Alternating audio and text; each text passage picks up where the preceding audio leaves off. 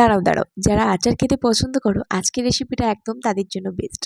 আমি কিন্তু আচার খেতে খুব একটা পছন্দ করি না, মানে পছন্দ খুব একটা করি না বলতে একেবারেই করি না বললেই চলে। কোনো আচারই আমি খাই না, টক জাতীয় কোনো আচার তো একেবারেই না।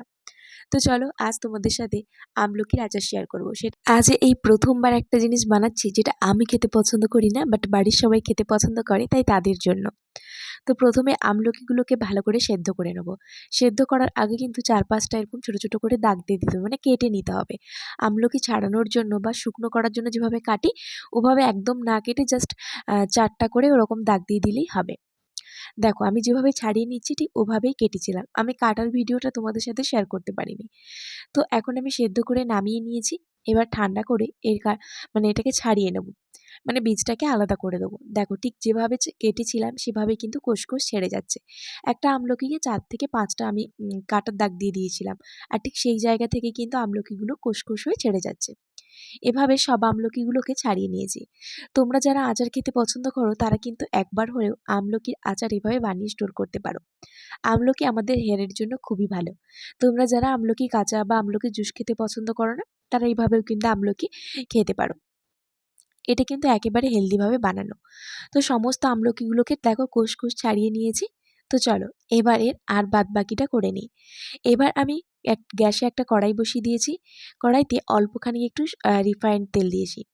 2টো শুকনো লঙ্কা ফোড়ন হিসেবে দিয়েছি, অল্প একটু মেথি আর কালো জিরে, আর এমনি রান্না করা যে সাদা জিরে হয় সেই জিরে, আর একটু কালো সরষে। এত কিছু যদি তোমরা না দিতে চাও শুধুমাত্র লঙ্কা, তেজপাতা আর পাঁচফোড়ন দিলেই কিন্তু হয়ে যাবে। তো ভেজে নেওয়ার পরে মশলাটা আমি এখানে আমলকিগুলো দিয়ে দিয়েছি। আমার মশলাটা একটু বেশি ভাজা হয়ে গিয়েছিল।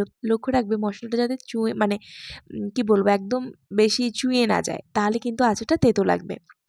তো একটু ভেজে মানে একটু নাড়াচাড়া করে নেওয়ার পরে কালারের জন্য হলুদ দিয়েছি, লঙ্কার গুঁড়ো দিয়েছি। তোমরা চাইলে এখানে কাশ্মীরি লঙ্কার গুঁড়ো দিতে পারো, তাহলে কালারটা খুব ভালো হবে। লবণ দিয়ে এটাকে ভালোভাবে একটু নাড়াচাড়া করে নেব। এবার এর মধ্যে আমি দিয়ে দেবো আখের গুড়। এটা কিন্তু তোমরা চাইলে চিনি দিয়ে বানাতে পারো, তবে যদি হেলদিভাবে বানাতে চাও তাহলে আখের গুড়টা বেস্ট। আমি এখানে আখের গুড় দিয়ে দিয়েছি বেশ কিছুটা। এটা ছিল ওই 700 গ্রামের মতো আমলকি, আর এখানে আমি দিয়েছি 300 গ্রামের মতো আখের গুড়। এটা তোমরা যে যেরকম মিষ্টি খেতে পছন্দ করো সে অনুযায়ী অবশ্যই দেবে। আখের গুড়টা দিয়ে একটু নাড়াচাড়া করার পরে দেখবে এরকম মানে গুড়টা একদম গলে জলের মতো পাতলা হয়ে যায়।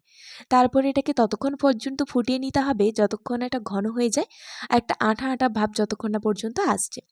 তো দেখো এটা প্রায় অনেকটাই ঘন হয়ে গিয়েছে, তাই আমি হাত দিয়ে একটু দেখে নিলাম যে এটা আঠা আঠা হয়েছে কিনা। এতে কিন্তু পুরো সেই চিটচিট ভাবটা চলে আসছে।